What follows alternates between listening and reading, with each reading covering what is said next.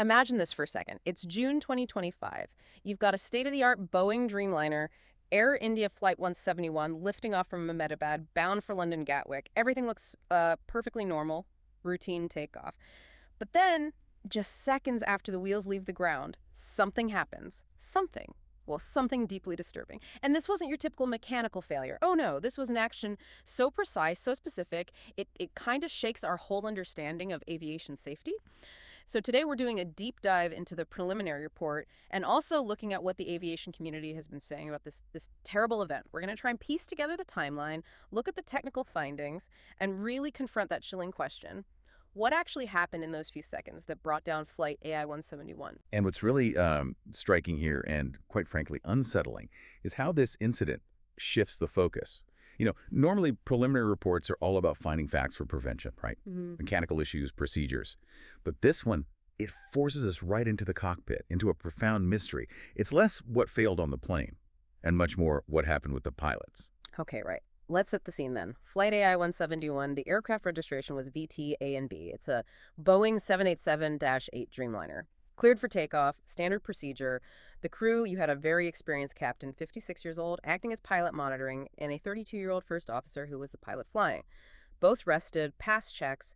Everything seemed completely by the book. And the takeoff itself started perfectly fine. They got clearance, rolled down the runway, accelerated smoothly, hit V1, that's the decision speed, then VR, rotation speed, lifted off. Climbed out, reached about 180 knots airspeed, just textbook. Until it wasn't. So, okay, it goes from that perfect takeoff to sudden total power loss. What did the flight recorders show happened in that critical instant? Because that picture is just stark. It really is. The EAFR, the Enhanced Airborne Flight Recorder, its data is just astonishing. At exactly 180 knots, mere seconds after liftoff, someone moved the fuel cutoff switches for both engines, from run to cutoff. Yeah. And the timing is incredibly specific. Engine 1 switch was moved at 08.08.42 UTC. Engine 2, just 1 second later, 08.43 UTC. That's not, bumping something. That takes two distinct, deliberate actions. Wow. Both engines, 1 second apart. I mean, Is there any conceivable emergency procedure that calls for that? Right after takeoff, what did the cockpit voice recorder pick up? Must have been intense. Intense is putting it mildly. The CVR captured the immediate result, obviously. Both engines losing thrust. You see the N1 and N2 speed just plummeting. Yeah. And then you hear this exchange. One pilot asks pretty clearly, why did you pull the cutoff switch? And the other one replies, I didn't. Just denial. It sounds like utter disbelief, maybe panic. And the plane systems reacted instantly to that power loss. The ram air turbine, the RAT, it deploys straight away. That little propeller pops out to give emergency power.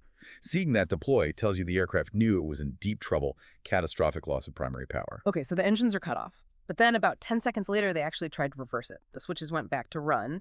Engine 1 at 08.08.52, engine 2 4 seconds after that at 08.08.56. So desperate attempt to relight them. Did it have any chance? Well, when you move those switches back to run in flight, the engine control systems, the FADE seeks, they automatically try to relight. And engine 1, its core speed actually started to recover. It was trying to come back online. But engine 2, it just couldn't. Despite the fuel being reintroduced, its core speed kept decelerating. It wouldn't stabilize. And the fundamental problem was they had almost no altitude, no time. Right. Just seconds airborne. So even with engine 1 trying to recover, there just wasn't enough height, enough time to do anything meaningful. Around 8.09.05, they managed to get out a Mayday call, and the recorder stopped just 6 seconds later at 08.09.11. Just moments before. Exactly. Moments before impact. The aircraft came down just outside the airport boundary, hitting the BJ Medical College hostel. The impact energy was immense. Total destruction of the aircraft, obviously, and it caused major damage to 5 buildings on the ground. The pictures of the wreckage field, it was huge. Something like 1,000 feet by 400 feet. Just debris scattered everywhere. And parts of the plane, like the tail, bits of landing gear, actually embedded in one of the buildings. Shows you the force involved. Just horrific. The human cost. Just devastating. Everyone on board, all 241 people, the 12 crew, 229 passengers lost their lives. Plus, tragically, 19 people killed on the ground in the hostel and many others injured. A catastrophe by any measure. Which brings us right back to that central disturbing point. The preliminary report, the experts looking at this, they seem strongly convinced it was a deliberate act. So walking us through it, what's the core evidence pushing investigators towards that conclusion rather than, say, some freak accident or malfunction? Well, there are several key things. First, as we mentioned, those fuel cutoff switches. They aren't like light switches you might knock accidentally. They're specifically designed not to be. They often have guards or require a very specific pull and move action. So experts really consider accidental activation, especially of both, one after the other, to be extremely unlikely, highly improbable. Second, and this is absolutely crucial, the investigation found nothing wrong with the plane. Zero mechanical faults. Not with the airframe, not with the engines, not the systems. They checked fuel samples clean. No underlying issues found that would lead to safety recommendations for the 787 or its GE engines. So you can pretty much rule out the aircraft itself failing. Right, no malfunction, which makes that CVR exchange even more chilling, doesn't it? Why did you pull it? I didn't. The report is careful, just stating facts, not assigning blame yet. But you put that dialogue together with a clean bill of health for the plane. It points somewhere really uncomfortable. And you mentioned something earlier, the specific scenario, losing both engines right after takeoff so low. They don't even really train for that in simulators, do they? Generally, no, because at that altitude and phase of flight, it's considered essentially unrecoverable. There's simply no time or height to restart or glide anywhere safely, which just underscores how unprecedented this whole event was. And digging a bit deeper into the investigation's technical side, getting that flight recorder data was key. The forward EAFR, thankfully, has its own power source. Even though it was burnt and covered in soot, the memory card inside was okay. They got 49 hours of flight data and, crucially, those 2 hours of cockpit audio covering the incident. That's where the definite switch movement data came from. The aft recorder, unfortunately, was too badly damaged. No data from that one. Now, there's a detail worth mentioning, though it wasn't found to be causal here. Back in 2018, the FAA put out an advisory, an SAIB, about fuel switch locking features on some Boeing 737s potentially disengaging. The 787 has a similar design philosophy for its switches, but this was just advisory. Air India hadn't done the suggested checks on this specific plane. But, and this is important, there were absolutely no reported defects with the fuel switches on this aircraft, VTA and B, since 2023. So while investigators look at everything, that SAIB isn't seen as the reason this happened. Okay, so the technical data is clear. Switches moved.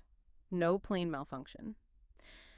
Given that, what's the discussion like in the wider aviation community? What are people speculating based on this data? Well, if you look at aviation forums, technical discussions, the overwhelming consensus really points towards a deliberate human action. The theories vary, of course. Some suggest pilot suicide, others may be sabotage. There's even been speculation about, a struggle in the cockpit somehow leading to the switches being pulled. People have talked about fatigue or maybe some kind of muscle memory mistake. But honestly, most dismiss that because of how those switches are designed. The physical act required makes it seem very intentional.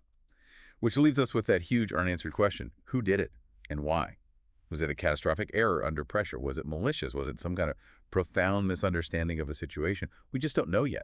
The investigation continues, obviously. They'll be looking deep into the crew's backgrounds, actions, any possible motives. And they're running simulator tests, too, trying to see if any scenario could possibly lead to this sequence of events, even accidentally. So when we wrap up this deep dive on Air India 171, the picture is stark, isn't it? This wasn't about failing machinery. This crash seems to be the direct result of someone deliberately cutting fuel to both engines moments after takeoff. It's like a black swan event for aviation. The system worked, the plane was fine, but the human element introduced something utterly unexpected and catastrophic. Exactly. And if you think about the bigger picture of air safety, an incident like this with no mechanical cause, it really forces a shift in focus. It puts human factors, things like cockpit security, pilot mental health screening, right under the microscope. It pushes the conversation beyond just engineering and procedures into the psychology, the well-being of the people we trust implicitly in the cockpit. It really makes you think, doesn't it? About that complex relationship between human pilots and increasingly automated aircraft. Where does control lie? And maybe more profoundly, what does an event like this say about the incredible trust we place in the individuals up front, when the most unthinkable danger might not come from the outside or from the machine, but from within the cockpit itself? The final report is still some way off, but the questions raised by Air India Flight 171. They're immediate, they're deeply troubling, and frankly, they're haunting.